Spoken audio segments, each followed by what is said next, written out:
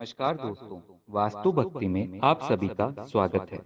बाबा भोलेनाथ को प्रसन्न करने के लिए आप भी सोमवार का व्रत कर रहे हैं, तो शिव व्रत कथा को सुनकर इस उपवास को पूर्ण करें।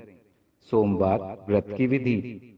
नारद पुराण के अनुसार सोमवार व्रत में व्यक्ति को प्रातः स्नान करके भगवान शिव को जल और बेलपत्र चढ़ाना चाहिए तथा शिव गौरी की पूजा करनी चाहिए। शिव पूजन के बाद सोमवार व्रत कथा सुननी चाहिए। इसके बाद केवल एक समय ही भोजन करना चाहिए। साधारण रूप से सोमवार का व्रत दिन के तीसरे पहर तक होता है, मतलब शाम तक रखा जाता है। सोमवार व्रत तीन प्रकार का होता है: प्रति सोमवार व्रत, सौम्य प्रदोष व्रत और 16 सोमवार का व्रत। इन सभी व्रतों के लिए एक ही विधि होती है। व्रत कथा। एक समय की बात है, किसी नगर में एक साहूकार रहता था। उसके घर में धन की कोई कमी नहीं थी, लेकिन उसकी कोई संतान नहीं थी। इस कारण वह बहुत दुखी था। पुत्र प्राप्ति के लिए वह प्रत्येक सोमवार व्रत रखता था और पूरी श्रद्धा के साथ शिव मंदिर जाकर भगवान शिव और पार्वती जी की पूजा करता था। उसकी भक्ति देखकर एक दिन मां पार्वती प्रसन्न हो गई और भगवान शिव से उस साहूकार की मनोकामना पूर्ण करने का आग्रह किया। पार्वती जी की इच्छा सुनकर भगवान शिव ने कहा कि हे पार्वती, इस संसार में हर प्राणी को उसके कर्मों का फल मिलता है और जिसके भाग्य में जो होता है उसे भोगना ही पड़ता है। लेकिन पार्वती जी ने साहूकार की भक्ति का मान रखने के लिए उसकी मनोकामना पूर्ण करने की इच्छा जताई।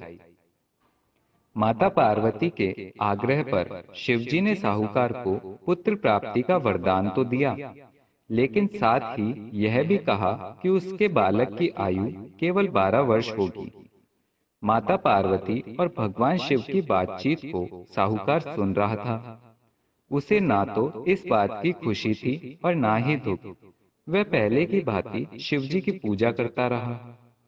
कुछ समय के बाद साहूकार के घर एक पुत्र का जन्म हुआ। जब वह बालक 11 वर्ष का हुआ तो उसे पढ़ने के लिए काशी भेज दिया गया। साहूकार ने पुत्र के मामा को बुलाकर उसे बहुत सारा धन दिया और कहा कि तुम इस बालक को काशी विद्या प्राप्ति के लिए ले जाओ और मार्ग में यज्ञ कराना। जहां भी यज्ञ कराओ वहां ब्राह्मणों को भोजन कराते और दक्षिणा देते हुए जाना। दोनों मामा भांजे इसी तरह यज्ञ कराते और ब्राह्मणों को दान दक्षिणा देते काशी की ओर चल पड़े। रात में एक नगर पड़ा, जहां नगर के राजा की कन्या का विवाह था। लेकिन जिस राजकुमार से उसका विवाह होने वाला था वह एक आंख से काना था।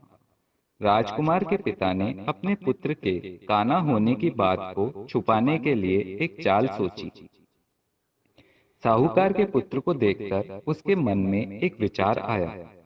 उसने सोचा, क्यों न इस लड़के को दूल्हा बनाकर राजकुमारी से विवाह करा दूं। विवाह के बाद इसको धन देकर विदा कर दूंगा और राजकुमारी को अपने नगर ले जाऊंगा। लड़के को दूल्हे के वस्त्र पहनाकर राजकुमारी से विवाह कर दिया गया। लेकिन साहूकार का पुत्र ईमानदार था।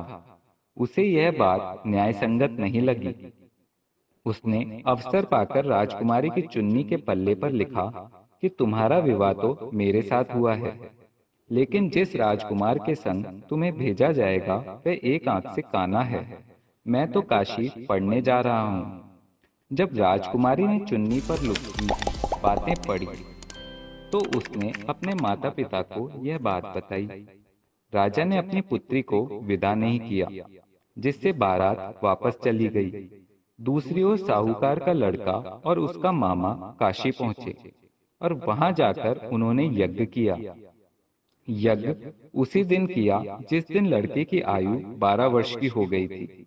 लड़के ने अपने मामा से कहा कि मेरी तबीयत कुछ ठीक नहीं है। मामा ने कहा कि तुम अंदर जाकर सो जाओ। शिवजी के वरदान के अनुसार कुछ ही देर में उस बालक के प्राण निकल गए। मृत भांजे को देख उसके मामा ने विलाप शुरू किया। संयोगवश उसी समय शिवजी और माता पार्वती उधर से जा रहे थे। पार्वती ने भगवान से कहा, स्वामी, मुझे इसके रोने का स्वर सहन नहीं हो रहा। आप इस व्यक्ति के कष्ट को अवश्य दूर करें। जब शिवजी मृत बालक के समीप गए तो वह बोले कि यह उसी साहूकार का पुत्र है जिसे मैंने 12 वर्ष का आयु का वरदान दिया था। अब इसकी आयु पूर्ण हो चुकी है। लेकिन मातृभाव से विभोर माता पार्वती ने कहा कि हे महादेव, आप इस बालक को और आयु देने की कृपा करें, अन्यथा इसके वियोग में इसके माता पिता भी तड़प तड़प कर मर जाएंगे। माता पार्वती के आग्रह पर भगवान शिव ने उस लड़के को जीवित होने का वरदान दिया। शिवजी की कृपा से वह लड़का जीवित हो गया। शिक्षा समाप्त करके लड़का मामा के साथ अपने नगर की ओर चल दिया। दोनों चलते हुए उसी नगर में पहुंचे जहां उसका विवाह हुआ था। उस नगर में भी उन्होंने यज्ञ का आयोजन किया।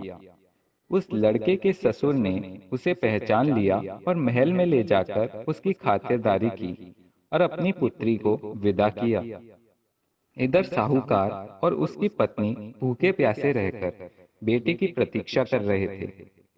उन्होंने प्रण रखा था कि यदि उन्हें अपने बेटे की मृत्यु का समाचार मिला तो वह भी प्राण त्याग देंगे। परंतु अपने बेटे के जीवित होने का समाचार पाकर वह बेहद प्रसन्न हुए। उसी रात भगवान शिव ने व्यापारी के स्वप्न में आकर कहा, हे श्रेष्ठी, मैंने तेरे सोमवार के व्रत करने और व्रत कथा सुनने से प्रसन्न होकर तेरे पुत्र को लंबी आयु प्रदान की है। इसी प्रकार जो कोई सोमवार व्रत करता है तथा कथा सुनता है या पढ़ता है, उसके सभी दुख दूर होते हैं और समस्त मनोकामनाएं पूर्ण होती है। दोस्तों, इसी तरह की और भी कहानियों के लिए हमारे चैनल को सब्सक्राइब कीजिए। वीडियो को अधिक से अधिक शेयर कीजिए। धन्यवाद।